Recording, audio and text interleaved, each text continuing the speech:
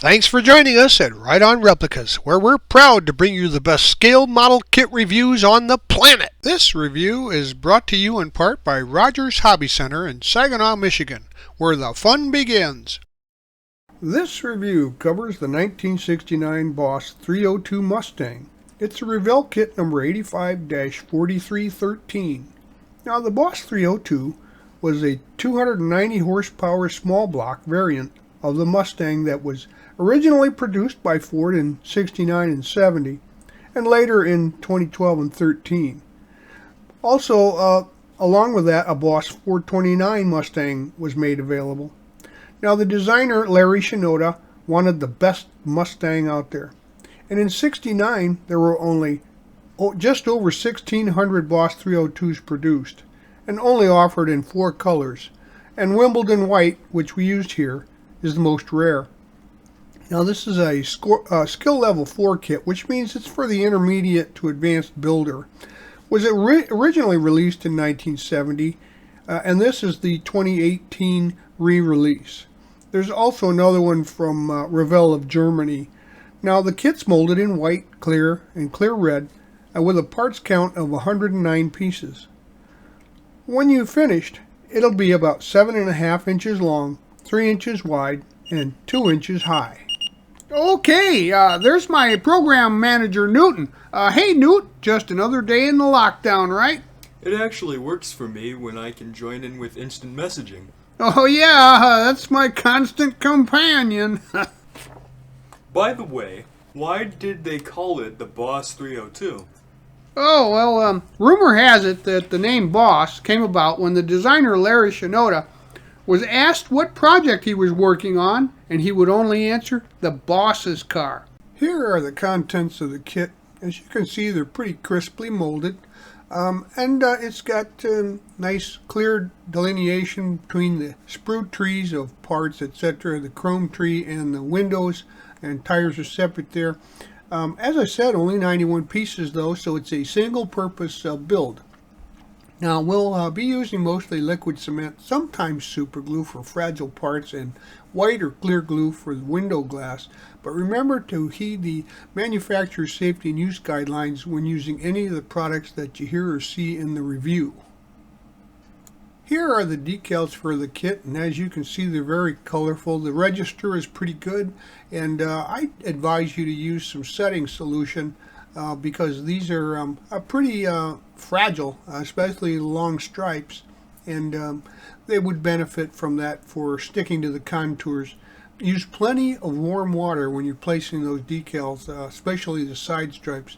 Now, the hockey sticks there up front, 1 and 3, those are used for a hood paint variant that we didn't use. We went with the blacked out hood, so we didn't use those on our kit. Now, the instructions have you start construction with the engine, of course, but I like to start out with the body to get that done and drying to prevent any damage during handling. So we're going to get those parts out and start to work on them.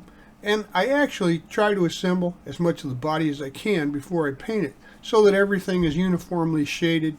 But you have to be careful, because sometimes the chassis won't fit if you put the front and rear fascias in place, but not so with this kit, so I went ahead and glued those into position later.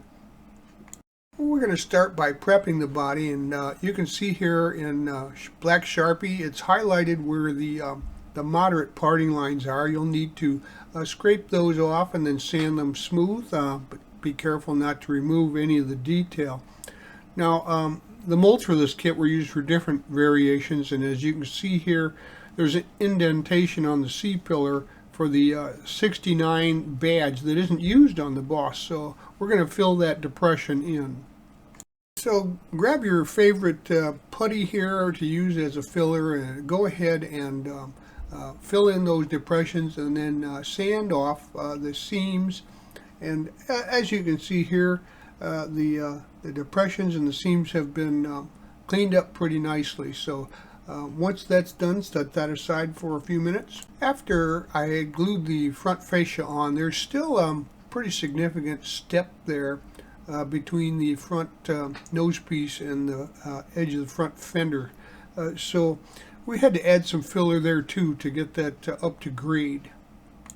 After I had filled in the difference in levels there, I let that dry, sanded it to contour, and then rescribed the panel line there to replicate that seam. After the glue had set on the rear fascia, it was a better fit, but there was a gap, a small gap there. So I went ahead and filled that with, once again, a little bit of the filler and sanded that smooth.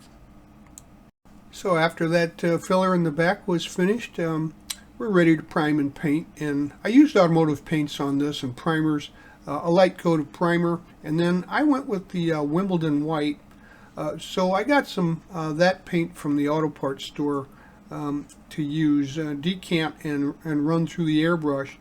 And after that had dried, I gave it a few coats of the 2-part urethane clear coat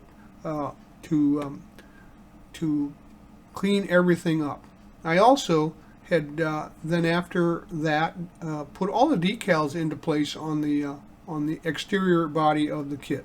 Well, next we're going to begin work on the engine. So grab all of these pieces that you see out of the kit, and we'll follow the directions from here. So we're going to start by gluing the carbs, the two halves of the carb and the engine blocks together.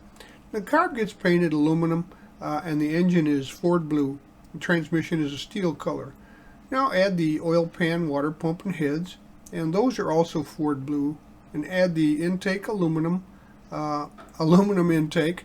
The valve covers are chrome with a breather cap, and then the coil drivers on the side exhaust manifold, and then also the oil filter. Now I painted the oil filter white, and it has decal number 30 applied to it after it's dry. Now glue the fan, alternator, and power steering pump to the pulleys, which are painted steel with black belt, and add this assembly to the front of the motor. Well, you can see here in the assembly, also we've added some wires. I decided to add a little detail with some spark plug wires in the distributor, and I used some jeweler's wire, 4/10 millimeter stuff that I got at a craft store. You can find it just about wherever crafts are sold. And using a pin vise and a 5/10 millimeter bit, I drilled holes in the heads for the plug locations, and I sanded the distributor cap flat and drilled 9 holes in the top of that. Now as for the coil, I just put a little dab of CA glue on the tip of the wire and attached it to the top of the coil. And now we can paint the starter black, and then after that dries, attach it to the engine. And the exhaust manifold on the right side now be attached to the other side as well, and it is the same steel color.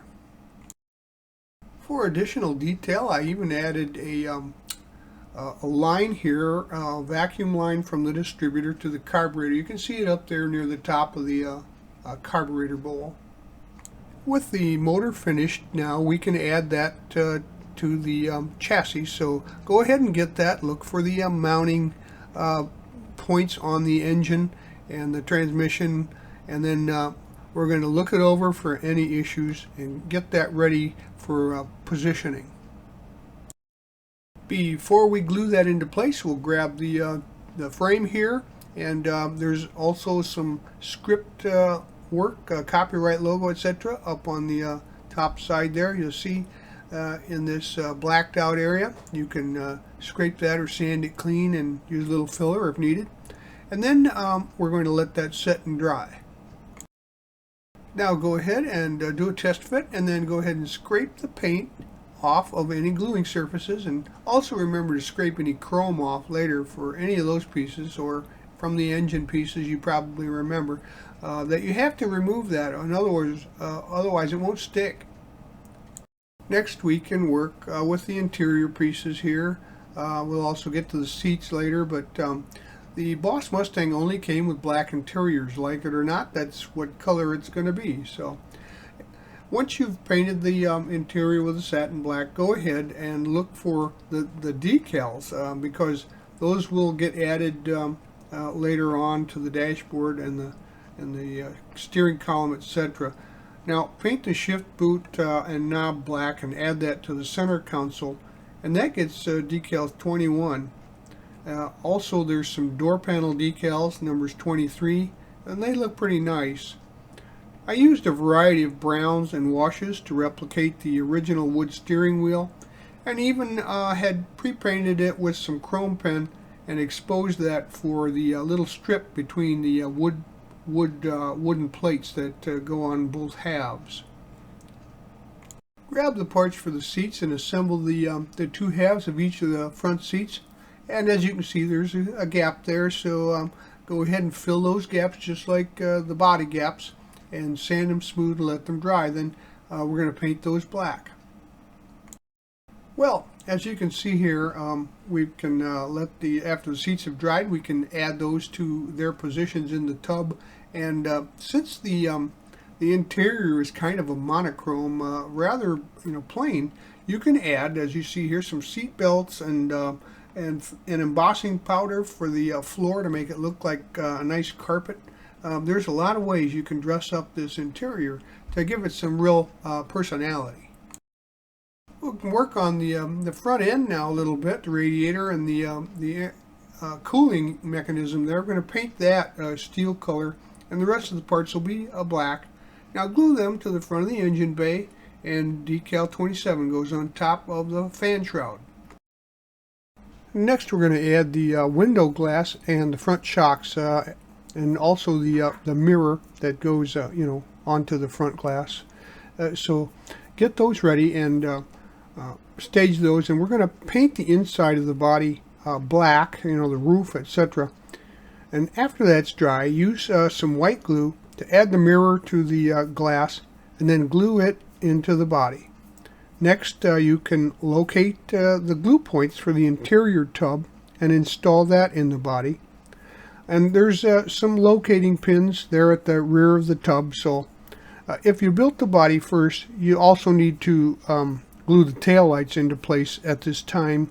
And then finally we're going to add those front shocks. You can paint those whatever your favorite shock color is.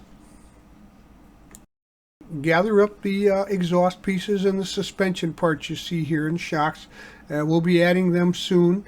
And then for some realism, I drilled out the exhaust tips so that they look like pipes. I painted the exhaust a steel color, and then the rear axle springs are black and steel, and I even added a little pizzazz with an orange pumpkin. We'll be adding these pieces up front there, the chin spoiler, the booster, etc. And if you didn't add the front fascia earlier, you need to have that and install it now too. So the master cylinder is black and steel, and we're going to add that to the firewall. And then the hose, the chin spoiler, and the struts braces there, they're black, and can put them into place now too.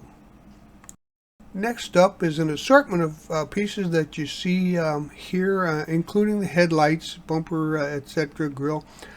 So we're going to paint the air cleaner Ford blue, then add the decals 26 and 29. We're going to glue that to the motor now and paint the grille black with a chrome trim, and add the lights with some clear glue, and then put that into place. Now the headlights can be positioned in their nacelles, and the bumper can be added to the front end too. Next up are the inner and outer wheel assemblies and the tires, and just scrape the chrome off and then glue the inners and outer wheels to themselves, trapping the tire in between. And as you can see, they're nicely pad printed units that look really sharp. If you want to add a little extra detail like this, the inserts in the wheels were painted a gloss black, and then the lug nuts were highlighted in some chrome trim. Things are shaping up pretty good here, as you can see, and if you hadn't already installed the rear fascia, it would be time to do that. And if so, of course, you would have put the taillights into position already. So if not, though, go ahead and place those into the fascia and add that to the rear end. Now we'll also be using some pieces to finish up the rear of the car, the bumper and the pan here, so etc. So grab those and get them ready to install. The center of the back fascia is a flat black, so that needs to be painted, and then once dry, the tail lights would have been added in through the back, and then the backup lights also, which is a nice touch, separate backup lights. The spoiler is black, so glue it to the trunk, and then add the rear bumper with the license plate backing plate on it.